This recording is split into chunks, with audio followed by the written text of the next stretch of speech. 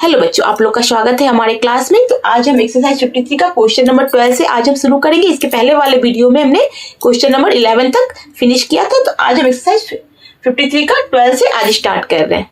Question number 12 है, find the cost of painting the wall of A room. एक दीवार room के wall को पेंट कराना है तो कितना कॉस्ट आएगा यदि उस रूम की लंबाई ऊंचाई 4 मीटर 50 सेंटीमीटर, यानी कि ऊंचाई से मतलब हो गया ब्रेथ, और each side of the room is 6 metre long, और लंबा कितना है वो 6 मीटर लंबा है। तो the cost of painting is ₹10 पर स्क्वायर मीटर, यानी कि उस रूम को पेंट करने में 1 स्क्वायर मीटर का कितना लगता है, ₹10 लगता है। तो सबसे पहले हमको रूम का एरिया निकालना पड़ेगा। तो देखो डायरेक्ट आंसर कर रहे हैं, of a room is equal to, length कितना है रूम का, लेंथ है 6 metre, breadth of a room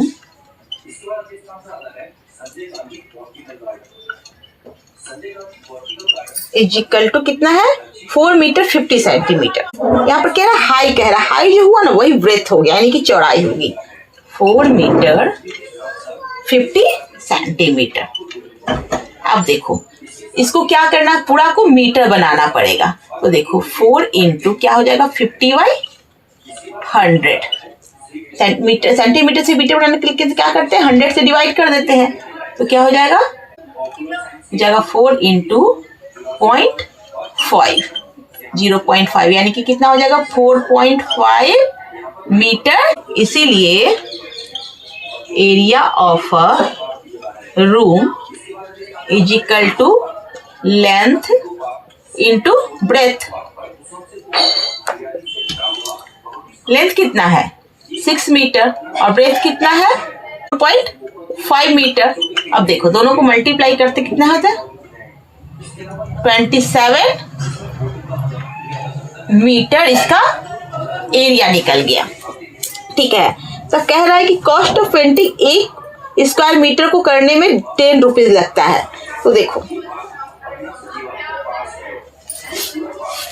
27 metre. अब देखो एक रूम में कितने होते हैं, 4 वॉल होते हैं, यानी कि 27 को क्या करना पड़ेगा हमको, ये तो 1 का निकला ना, अब इसको 4 से हम मल्टीप्लाई करेंगे 27 को, क्योंकि एक रूम में तो 4 वॉल होते हैं, इधर इधर इधर इधर। Area of 4 side is equal to लिखेंगे 27 इंटू 4। तो 27 को अगर 4 से मल्टीप्लाई करके ना 108 मीटर हो जाएगा। ठीक है, द कॉस्ट ऑफ, इसीलिए द कॉस्ट ऑफ पेंटिंग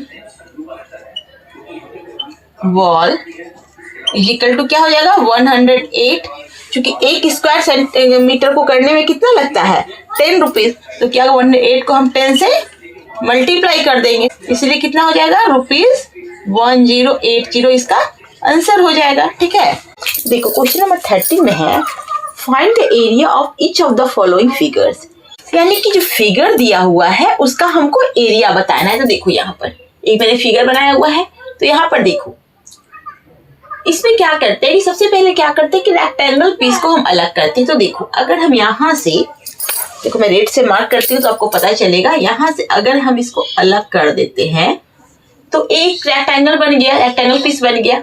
यहाँ से एक और ऐसे मार्क कर देते हैं तो एक रेक्टेंगल ए बन गया और एक रेक्टेंगल ए बन गया। तो इसको हम अलग अलग नाम देते हैं, इस रेक्टेंगल का नाम ए रख दिया, इस रेक्टेंगल का नाम बी रख दिया और इस रेक्टेंगल का नाम सी रख दिया। तो इस तरह से हमारा 3 रेक्टेंगल पीस बन गया। तो देखो अब बनाएंगे इसको, area of rectangle.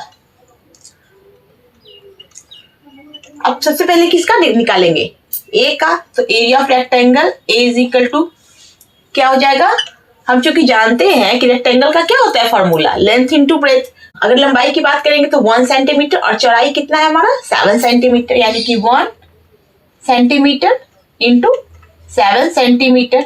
Area of rectangle क्या होता है, लेंथ इंटू ब्रेथ।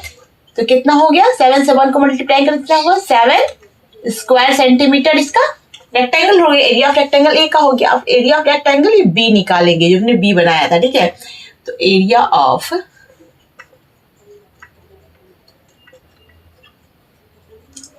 बी कितना है?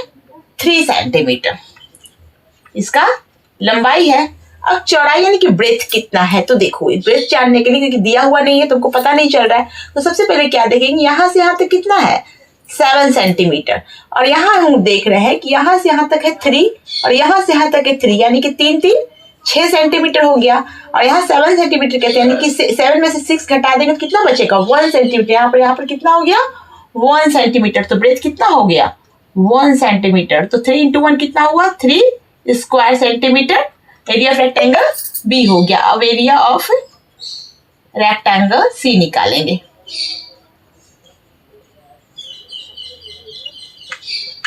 इसका वही हो जाएगा, लेंथ 1 और ब्रेथ 7 सेंटीमीटर, यानी कि 1 सेंटीमीटर इंटू 7 सेंटीमीटर। यहाँ दोनों तो बराबर था ना, तो कितना हो गया? 7 स्क्वायर सेंटीमीटर। इसीलिए टोटल एरिया कितना हो जाएगा? 7 + 3 + 7 centimetre plus 3 centimetre plus 7 centimetre, तो कितना हो जाएगा? 17, यानी कि कितना हो जाएगा? 17 स्क्वायर सेंटीमीटर इसका टोटल एरिया हो गया, ठीक है। अब देखो फिगर 2 में क्या है, एक ऐसा शेप दिया हुआ है। अब इसको हम सबसे पहले रेक्टेंगल में बांट देते हैं। तो देखो यहाँ पर हम ऐसे बांट सकते हैं, तो यहाँ से बांट देते हैं। बांट दिया।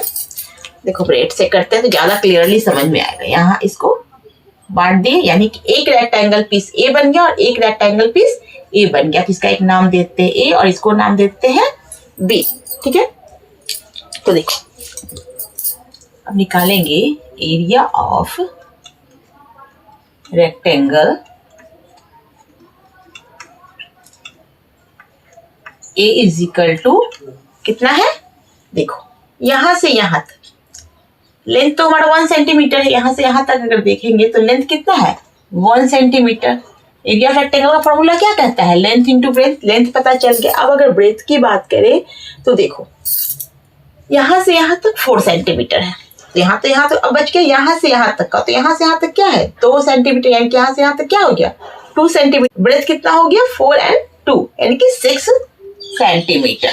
देखो 4 यहाँ से यहाँ तक और यहाँ से यहाँ तक का 2, यानी कि 4 to 6 सेंटीमीटर। तो कितना हो गया? 1 × 6 6 स्क्वायर सेंटीमीटर इसका एरिया ऑफ रेक्टेंगल ए हो गया। अब एरिया ऑफ रेक्टेंगल बी निकालेंगे।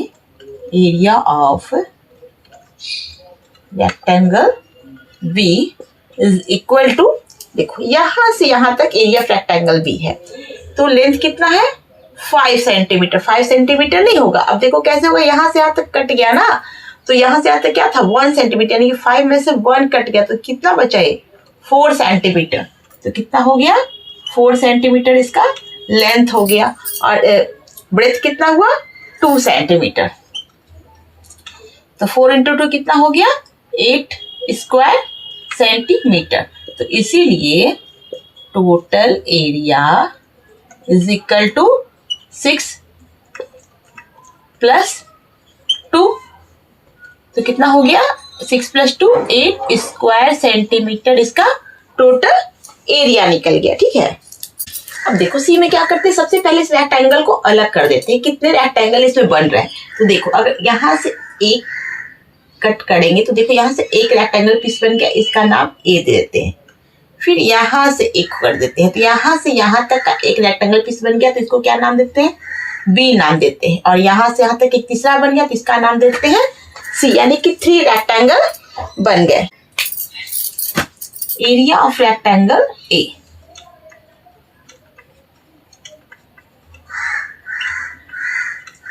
ए इज इक्वल टू कितना हो गया? Length into breadth. कितना है इसका लेंथ? लेंथ है यहाँ से यहाँ तक कितना है? 3 सेंटीमीटर। 3 सेंटीमीटर। और ब्रेथ कितना है? 1 सेंटीमीटर। 1 सेंटीमीटर, यानी कि एरिया ऑफ रेक्टेंगल ये कितना हो गया? 3 × 1 3 स्क्वायर सेंटीमीटर। अब एरिया ऑफ रेक्टेंगल बी निकालेंगे। एरिया ऑफ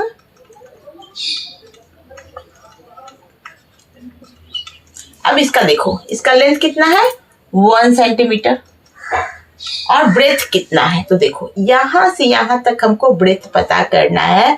तो देखो यहां से यहां तक कितना है 2 सेंटीमीटर, यहां से यहां तक 2 सेंटीमीटर यानी कि 4 सेंटीमीटर हो गया। और यहां से यहां तक कितना है, यहाँ पर कितना है 1 सेंटीमीटर यानी कि 2 और 2 4 और एक यहाँ का 5 सेंटीमीटर यानी कि ब्रेथ कितना हो गया 5 सेंटीमीटर। तो एरिया ऑफ रेक्टेंगल भी कितना हो जाएगा 1 into 5 यानी कि 5 स्क्वायर सेंटीमीटर।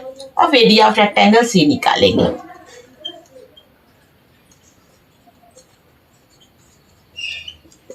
इक्वल टू वही सेम हो जाएगा, length into breadth 3 into 1, 3 centimetre into 1 centimetre is equal to 3 square centimetre. इसीलिए total area is equal to 3 + 5 + 3 यानी कितना हो गया 11 स्क्वायर सेंटीमीटर इसका टोटल एरिया निकल गया है। अब देखो डी में क्या है, एक ऐसा शेप है। तो देखो अब रेक्टेंगल में बांटेंगे तो यहां से देखो, यहां से इसको बांट देते हैं।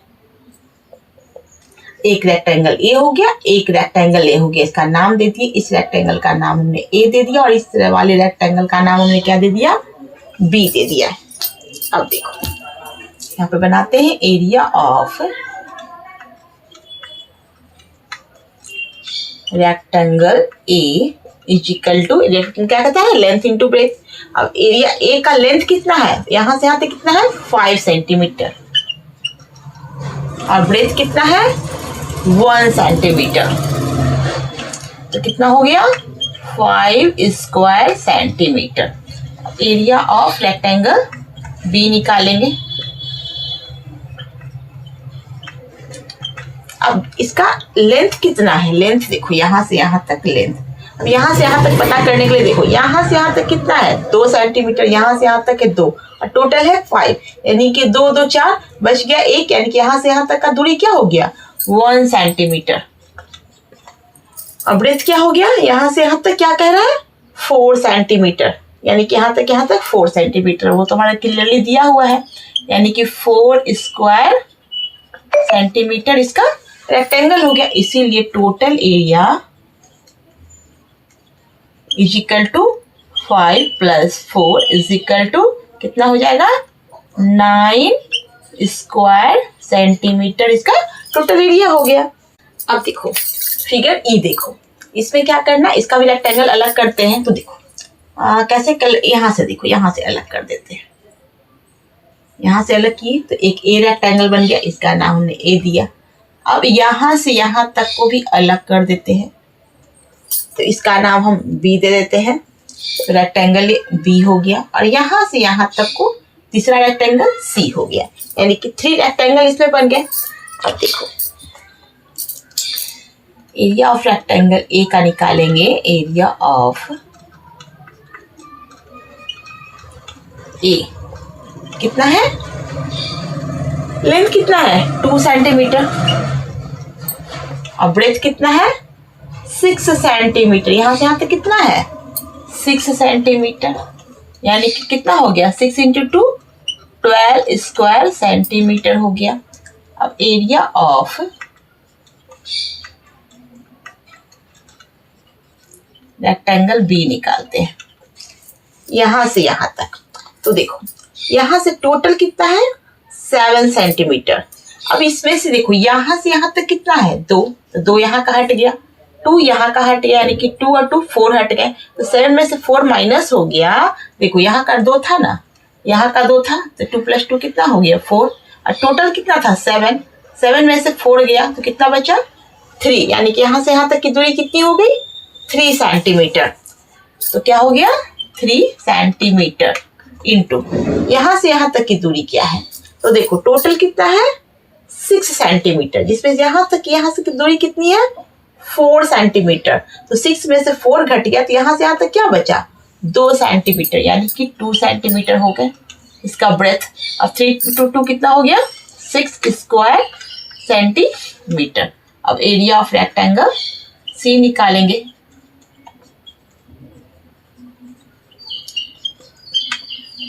वही सेम हो गया, कितना है, लेंथ 2 सेंटीमीटर और ब्रेथ 6 सेंटीमीटर, तो 12 स्क्वायर सेंटीमीटर हो गया।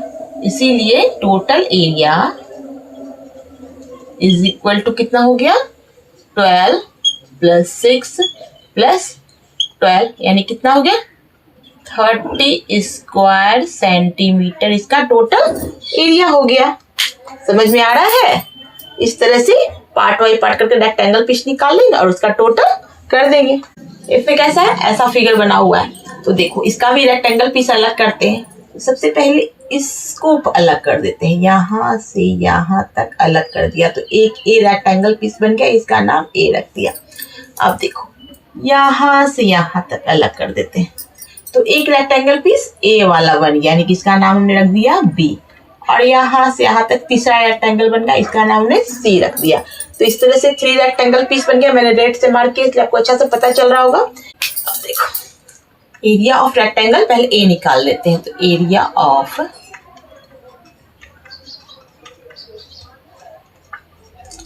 ए is equal to, area of rectangle का लेंथ कितना है, 4 सेंटीमीटर, और ब्रेथ कितना है यहाँ से यहाँ तक, 1 सेंटीमीटर, तो कितना हो जाएगा, 4 स्क्वायर सेंटीमीटर। अब एरिया ऑफ रेक्टेंगल बी निकालेंगे। बी कहाँ है, यहाँ से यहाँ तक, तो देखो लेंथ कितना है, 1 सेंटीमीटर, जो हमको क्लियरली दिख रहा है। लेकिन अगर हम ब्रेथ निकालेंगे तो देखो ब्रेथ हमको पता नहीं चल रहा है, लेकिन अगर ध्यान से देखेंगे तो यहाँ से यहाँ तक कितना है, 2 सेंटीमीटर, और यहाँ से यहाँ तक भी 2 सेंटीमीटर, यानी कि 2 2 4 हो गए, और जो यहाँ से यहाँ तक है वो यहाँ पर क्लियरली बोला है 1 सेंटीमीटर, यानी कि 2 और 2 4 और 1 5, यानी कि 5 सेंटीमीटर इसका ब्रेथ हो गया, यानी कि 1 × 5 कितना हो गया, 5 स्क्वायर सेंटीमीटर हो गया। ठीक है, अब एरिया ऑफ रेक्टेंगल सी निकाल लेते हैं। एरिया ऑफ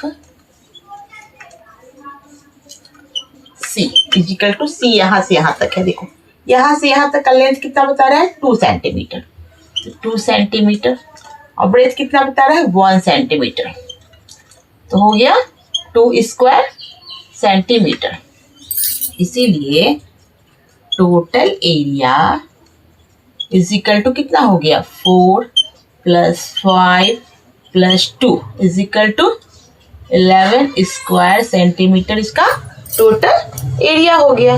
तो है ना बनाने में आसान, बस रेक्टेंगल अगर अलग कर लोगे तो हमारा एरिया ऑफ रेक्टेंगल का टोटल एरिया निकल जाएगा। तो इस तरह से आज मेरा एक्सरसाइज 53 खत्म हो गया। तो आज हमारा 53 एक्सरसाइज फिनिश हो गया। तो अगले वीडियो में हम 54 को कवर करेंगे।